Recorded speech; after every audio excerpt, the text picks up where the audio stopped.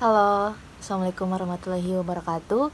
Nama saya Sukma Rosalina dengan NIM 41819024, Ilmu Komunikasi 1 dari Universitas Komputer Indonesia. Saya akan membawakan materi dan berita komunikasi pembangunan dengan tema komunikasi dan perubahan dalam pembangunan untuk tugas ujian akhir semester. Komunikasi dapat diartikan sebagai sebuah proses pertukaran informasi antara satu individu dengan individu lainnya dengan melalui perantara tertentu dan diharapkan adanya feedback dari individu yang menerima informasi tersebut. Nah, hal ini menunjukkan bahwa komunikasi merupakan sebuah proses yang melibatkan dua atau lebih orang dalam satu waktu dan ada informasi yang dipertukarkan di dalamnya itu. Jika kita membicarakan mengenai sebuah komunikasi pembangunan, maka kita harus mengetahui definisi umum dari pembangunan secara luas yang menganut paradigma kekinian. Ada 3 fungsi komunikasi untuk perubahan. Yang pertama, untuk memberikan informasi tentang pembangunan nasional dalam masyarakat dengan fokus pada kebutuhan akan perubahan, peluang dan cara untuk berubah dan alat untuk mengubah dan memperkuat aspirasi nasional.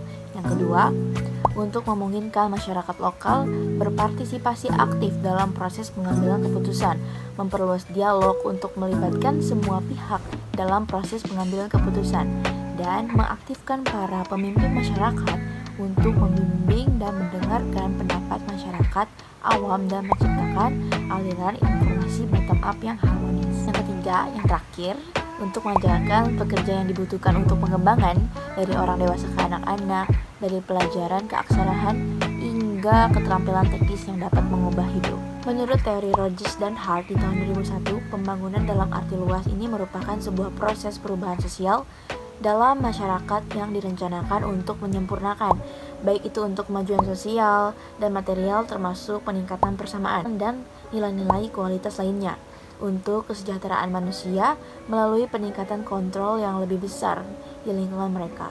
Nah, hal ini juga menunjukkan bahwa pembangunan kekinian dalam pengertian ini tidak hanya mempertimbangkan ekonominya saja, namun sudah lebih memperhatikan aspek manusia dan aspek-aspek lainnya dalam rangka peningkatan hakikat hidup manusia yang menuju kemandirian untuk mencapai kehidupan yang lebih baik lagi. Ada pula contoh berita dari komunikasi dan perubahan dalam pembangunan.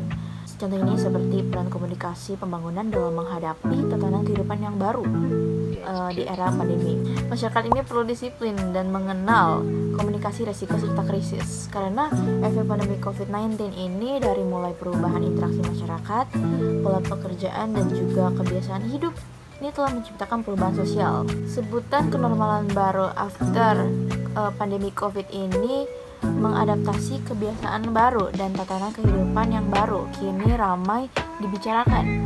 Untuk dapat mempersiapkan masyarakat menuju tatanan kehidupan yang baru, Forum Komunikasi Pembangunan Indonesia atau Forkapi menyelenggarakan seminar dengan tema komunikasi krisis dan adaptasi kehidupan normal yang baru. Ketua Umum Forkapi atau Dr. David Rizard Nugroho menjelaskan bahwa kehadiran seminar Forkapi adalah untuk mengajak masyarakat beradaptasi dan mempersiapkan diri dalam menyambut tatanan kehidupan yang baru. Komunikasi merupakan hal yang penting dalam masyarakat. Komunikasi pembangunan hadir dalam mendorong masyarakat untuk beradaptasi dan menyelesaikan masalah yang ada di masyarakat. Menurut Dr. John Dalubis, salah satu narasumber serta dosen IPB University, mengatakan disiplin masyarakat adalah kunci menghadapi tatanan kehidupan yang baru. Nah, untuk itu masyarakat juga perlu membangkitkan kembali modal sosial, tidak hanya modal sosial secara ekonomi, tetapi juga psikologis dan spiritual. Tantangan komunikasi pembangunan ini adalah bagaimana caranya untuk menggali potensi yang ada di masyarakat agar bisa saling berbagi. Namun, pengetahuan dan kepatuhan masyarakat ini masih rendah. Bahkan ada yang kebosanan. Contohnya ini seperti tempat wisata yang padat, padahal COVID-19 itu masih ada gitu di sekitar kita. Kita itu perlu kampanye untuk tatanan hidup baru karena perjuangan kita ini belum selesai. Gerakan sosial juga diperlukan untuk mengorganisasi masyarakat agar patuh dengan tujuan mengurangi penderitaan orang yang terdampak COVID-19. Nah, Selain itu, literasi media juga menjadi hal yang penting karena saat ini kita memasuki era 2 yaitu pandemi COVID dan banjir informasi. Kemudian, informasi juga ada yang benar dan ada yang palsu. Bahkan ada informasi yang menjadikan orang antisipasi dan ada orang yang justru merasa COVID-19 itu nggak ada. Ada aja masyarakat yang nggak percaya kepada pemerintah. Hal itu dicontohkan dengan adanya beberapa warga yang menjemput pasien dari rumah sakit dan ada pasien yang tidak mau diisolasi. Nah, strategi komunikasi yang baik adalah mengkolaborasi antara pemerintah, masyarakat, dan expert. Ketiga komponen ini harus berkomunikasi dengan baik karena bila tidak, media sosial ini dapat merusak dan memproduksi kabar yang palsu atau hoax gitu. Kita ini tidak tahu kan saat ini COVID beberapa tahun ke depan ada lagi atau enggak, atau mungkin ada varian yang baru, bisa saja kan.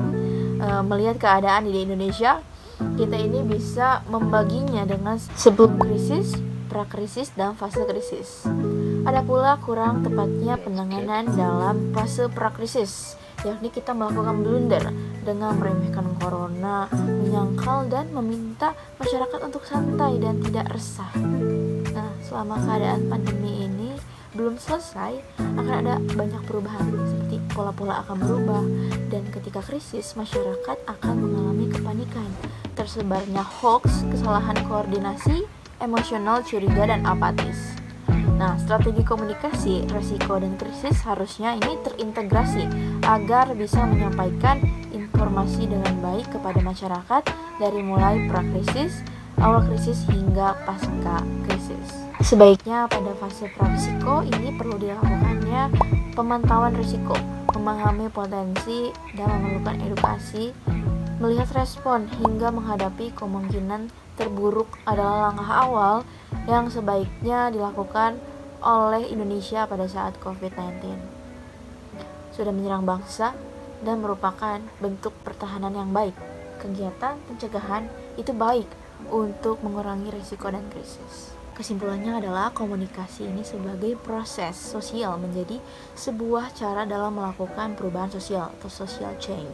Nah, komunikasi dan perubahan ini merupakan dua hal yang berkaitan erat, di mana komunikasi dianggap menjadi salah satu variabel penting dalam keberhasilan suatu pembangunan atau perubahan, bahkan dalam proses perkembangannya. Pembangunan sendiri ini merupakan suatu proses perubahan ke arah yang lebih baik, di mana nantinya suatu strategi komunikasi pembangunan akan menentukan ataupun menjadi faktor pendukung dalam strategi komunikasi. Sekian materi dan berita komunikasi pembangunan dengan tema komunikasi dan perubahan dalam pembangunan yang saya sampaikan untuk tugas ujian akhir semester. Semoga bermanfaat dan jika ada kekurangan mohon dimaafkan. Wabillahi taufiq wal hidayah. Wassalamualaikum warahmatullahi wabarakatuh.